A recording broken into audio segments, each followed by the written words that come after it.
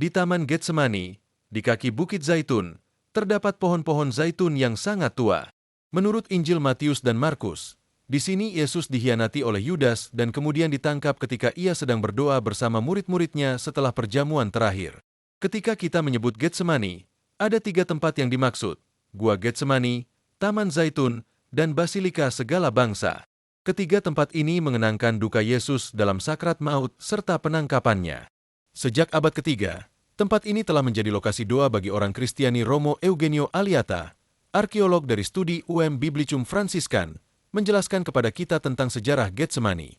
Kunci sekali bagi para peziarah, mereka biasa datang ke Taman Getsemani, di mana mereka berdoa di sebuah kebun kecil dengan pohon-pohon zaitun kuno, yang juga disebut pohon zaitun Romawi.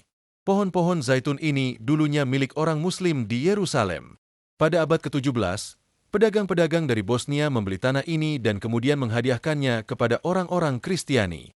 Sejak saat itu, tempat ini dikelilingi tembok karena dijadikan lokasi untuk berdoa. Mereka ingin memperbesar tempat ini agar lebih banyak peziarah dapat berkunjung. Dengan adanya pohon-pohon zaitun, tanah di dekatnya, di sebelah selatan, juga dibeli. Di sana terdapat beberapa pohon zaitun kuno yang biasa dipakai sebagai tempat berdoa. Namun, penggalian arkeologis malah menemukan bekas gereja kuno di area tersebut. Selama penggalian, ditemukan gereja dari zaman Perang Salib, dengan tembok yang masih sangat indah serta sebuah batu yang dulunya dipakai para peziarah untuk berdoa.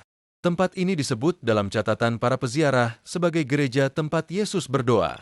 Di sini, Yesus berdoa, "Ya Bapakku, jikalau sekiranya mungkin, biarlah cawan ini berlalu daripadaku, tetapi janganlah seperti yang ku kehendaki, melainkan seperti yang Engkau kehendaki." Peristiwa ini dikenang sebagai bagian dari sejarah tempat ini. Rencana untuk membangun gereja baru di atas bekas gereja zaman Perang Salib pun dimulai. Ketika pembangunan dimulai, para pekerja yang menggali untuk membuat fondasi gereja menemukan mosaik yang indah, yang merupakan bekas sebuah gereja yang jauh lebih antik. Maka, diputuskan untuk melakukan penggalian lebih lanjut. Mosaik yang ditemukan ini berasal dari abad keempat pada zaman Bizantin, dan juga diceritakan oleh para peziarah, termasuk seorang peziarah bernama Egeria. Dalam catatan perjalanannya, ia menyebutkan bahwa dengan adanya mosaik ini, gereja terkesan lebih elegan. Romo Aliata menjelaskan bahwa kemudian dibuat mosaik baru dengan tetap mempertahankan mosaik antik di dalam basilika. Basilika ini akhirnya didirikan antara tahun 1922 hingga 1924. Untuk pembangunan basilika ini, beberapa negara turut menyumbangkan biaya yang besar, sehingga basilika ini disebut Basilika Segala Bangsa. Arsiteknya, Antonio Barluzzi, merancang basilika ini bersama Romo Gervasius. Batu di depan altar merupakan unsur paling penting dari basilika ini. Para peziarah yang datang ke sini akan berdoa di batu ini bukan untuk menyembah batu di tengah basilika, tetapi untuk mengenang siapa yang pernah berdoa di tempat ini, Yesus. Sebuah mosaik menggambarkan pengkhianatan Yudas, sementara mosaik lainnya menceritakan penangkapan Yesus oleh para prajurit. Jadi, batu ini menjadi simbol doa, pengkhianatan, dan penangkapan Yesus. Di langit-langit basilika, digambarkan negara-negara yang ikut mendanai pembangunan basilika ini. Pada bulan November 2013, dilakukan renovasi basilika yang mencakup perawatan terhadap mosaik-mosaik kuno.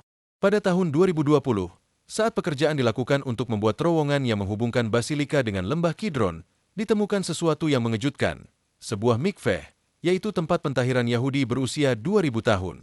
Penggalian arkeologis yang dilakukan oleh Studio Biblicum Franciscan bersama dengan Badan Purbakala Israel menemukan sisa-sisa gereja zaman Bizantium, termasuk rumah untuk peziarah dari abad pertengahan. Beberapa tempat penampungan air juga ditemukan di area ini. Temuan arkeologis ini menegaskan tradisi yang bermula dari zaman Injil. Ketika kita memiliki 3 unsur ini, Injil, arkeologi, dan tradisi, kita dapat meyakini keaslian sebuah tempat suci. Identifikasi pohon-pohon di Taman Getsemani juga diteliti oleh para ahli biologi dan fisiologi dari beberapa universitas di Italia serta peneliti dari Israel yang bekerja sama dengan kustodi Tanah Suci.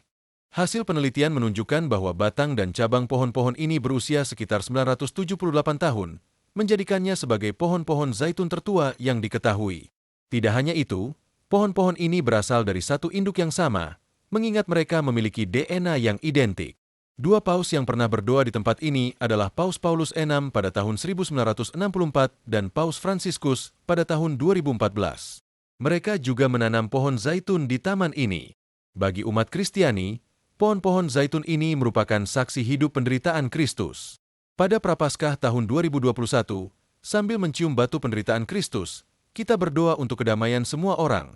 Dari sini, dimulai perarakan menuju Basilika Ekaristi Kudus, dipimpin oleh Romo Donatiano Paredes, didampingi oleh para Fransiskan dari Kustodi Tanah Suci, serta beberapa imam dari berbagai komunitas religius yang juga mengikuti perayaan ini. Yesus berdoa kepada Bapa di tempat ini sebelum ia ditangkap, dalam peristiwa transfigurasi di Gunung Tabor. Dimuliakan dalam cahaya. Di sini ia ditangkap dalam kegelapan, tetapi tak lama lagi ia akan dimuliakan. Demikian homili Romo Lukas Popcorn dalam menyampaikan peristiwa di Getsemani.